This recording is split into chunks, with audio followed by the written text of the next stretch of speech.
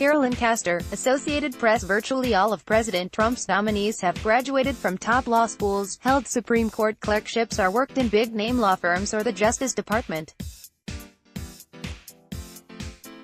But they also have affiliations with the Federalist Society or other conservative credentials.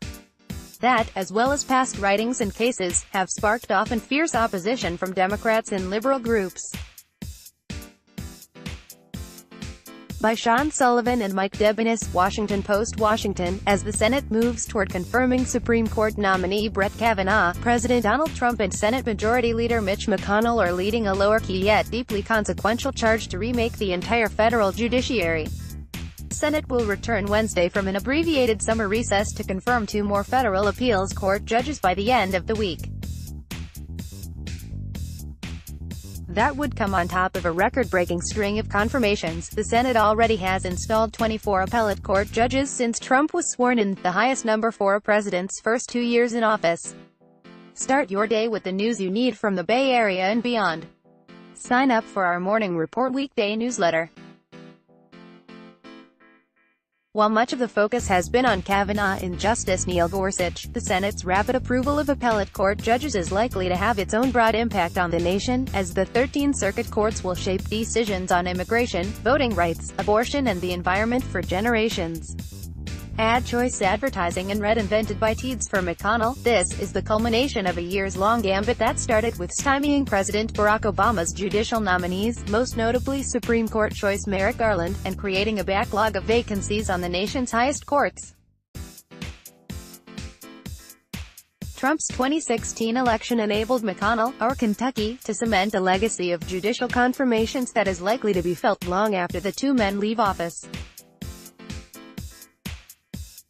The Republican leaders are also trying to use judicial nominations to energize conservative voters, whom party leaders worry will sit out the midterm elections. There are 179 authorized judgeships for the U.S. Court of Appeals. With 24 confirmations and 13 vacancies to fill, Trump and the Republicans have the power to install more than 20% of the judges on the nation's second-highest courts. One of the most significant accomplishments in President Donald Trump's first year will serve Americans for decades to come, yet it has received very little fanfare, wrote McConnell with Senate Judiciary Committee Chairman Charles Grassley, R. Iowa, in a January National Review op-ed. On Wednesday, the Senate plans to advance the nominations of Marvin Quattlebaum Jr. and Julius Ness Richardson, both for the U.S. Court of Appeals for the Fourth Circuit. Both Quattlebaum and Richardson have some bipartisan support, winning the votes of some Democrats when they were considered by the Senate Judiciary Committee. The Supreme Court gets the bulk of the attention, but the circuit courts decide the bulk of the cases, said Arthur Hellman, a University of Pittsburgh law professor who studies the federal judiciary. Because the Supreme Court these days is taking so few cases, the law of the circuit is, on many issues, the final law for the people who live in that circuit. Sen. Richard Blumenthal, D.Con, a member of the Judiciary Committee, said 2 of his children are beginning law school and these judges will be there for a good part of their legal careers. The appeals court is the backbone of the federal judiciary, said Blumenthal, who regretted the very unfortunate, enduring legacy of Trump's choices. Virtually all of Trump's nominees have graduated from top law schools, held Supreme Court clerkships, or worked in big-name law firms or the Justice Department.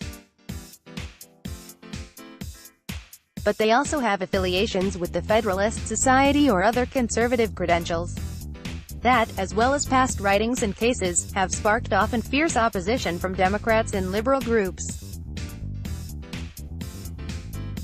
These are not mainstream jurists being nominated because they are legal luminaries, but people who are coming to the bench with clear ideological-driven missions of eroding constitutional rights and legal protections, said Daniel Goldberg, legal director for the Alliance for Justice, a liberal group focused on judicial issues. Hellman said that Trump's nominees have, so far, largely replaced retiring Republican-appointed judges, and thus he has yet to wholly remake any of the 13 circuit courts. But he said at least one circuit, the Fifth Circuit, covering Louisiana, Mississippi and Texas, is at a tipping point. Democrats have sought to slow the confirmations, forcing every circuit court nominee to clear procedural hurdles. But a Democratic rule change in 2013 allows federal judicial nominees to advance to confirmation by a simple majority. Under Trump, the pace of confirmations to the district courts, which are lower on the court hierarchy, has lagged behind Obama and George W. Bush. 24 is excellent for 2 years, said Ed Whelan, president of the Conservative Ethics and Public Policy Center and a former law clerk to the late Justice Antonin Scalia. But it needs to be sustained in order to have any real transformative effect. During the final 2 years of the Obama administration, in which Republicans controlled the Senate, the confirmation of judicial nominees slowed to a crawl, giving McConnell and Trump plenty of vacancies to fill starting in 2017. Hours after Scalia's death in February 2016, McConnell said the Senate would not consider any Obama nominee until the voters had their say in the presidential election. Democrats were enraged but powerless. The decision paid huge dividends when Trump won in 2016 and nominated Gorsuch, a conservative choice widely hailed by Republicans. Gorsuch won the vote of all Republican senators and 3 Democrats. Now, McConnell is confidently eyeing a confirmation vote for Kavanaugh this fall. The judge plans to meet Wednesday with Democratic Sens. Heidi Heitkamp, ND, and Joe Donnelly, IND. The two backed Gorsuch, face challenging re-election bids in states Trump won and are feeling pressure to vote for Kavanaugh. Russell Wheeler, a Brookings Institution visiting fellow who closely tracks judicial nominations, said that now more than ever, the confirmation process is more about hardball politics and less about cooperation between the parties. It's just dog-eat-dog for the moment, and we'll worry about what happens when the tables get turned later, he said. I don't see how you ratchet it back. The Democratic attempts to defeat Kavanaugh have fallen flat, leading to finger-pointing within the party. Liberal activists have portrayed Kavanaugh as a threat to tilt the court toward erasing healthcare protections and abortion rights, arguments that have shown virtually no signs of swaying most critical swing votes in the Senate. McConnell is trying to use the Supreme Court pick as well as the Senate's work on lower court nominees to spur conservative voters to participate in November's midterms. Republicans are defending a 51-49 majority, and party leaders are bracing for a difficult election, due to Trump's unpopularity. A Pew Research Center poll in July found conservative Republicans more likely than moderate and liberal Republicans to say the choice of the next Supreme Court justice was very important to them.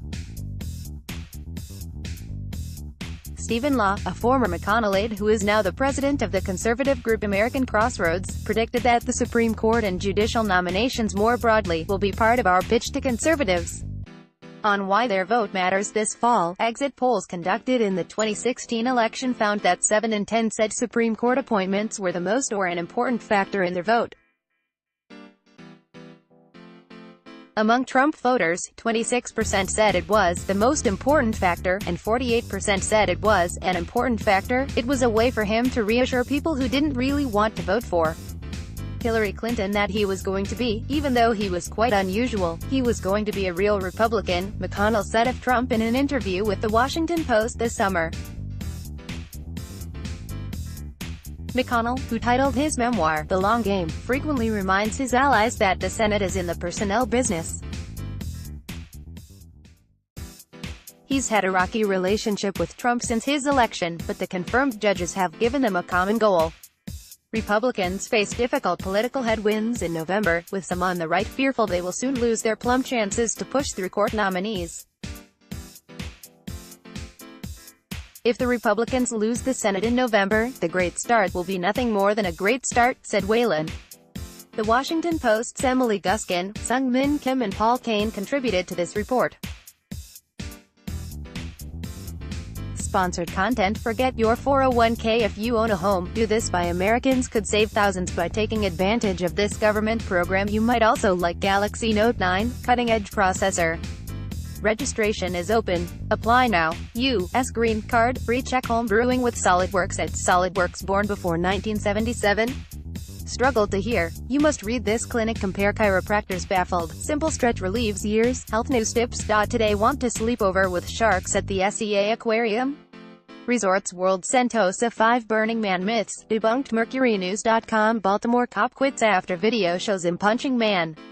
MercuryNews.com. Miss Manners. They say vile things when I sit in front. MercuryNews.com. Watch what she does to this handsy customer. SFO drop-off woes blamed on Uber, Lyft drivers. Roadshow take your best picture yet with the Nova 3i Huawei. Consumer make it possible. Huawei official site. Huawei smartphones learn how profit from trading using this 90% winning strategy. Ace Profits Academy. The world's most beautiful waterfalls to visit. Photos far and wide. What's starting all these wildfires? We are California's biggest fires. See how they compare to Bay Area's size. 18 commonly misused phrases. Work, money, yoga teacher, training school in India. Risk 200, 300, a natty yoga center. 11 car parks in Singapore you didn't know had free parking. Money Smart 3 shot outside La Victoria in South San Jose. Will Smith and Jada Smith say they have outgrown the idea of being a married couple.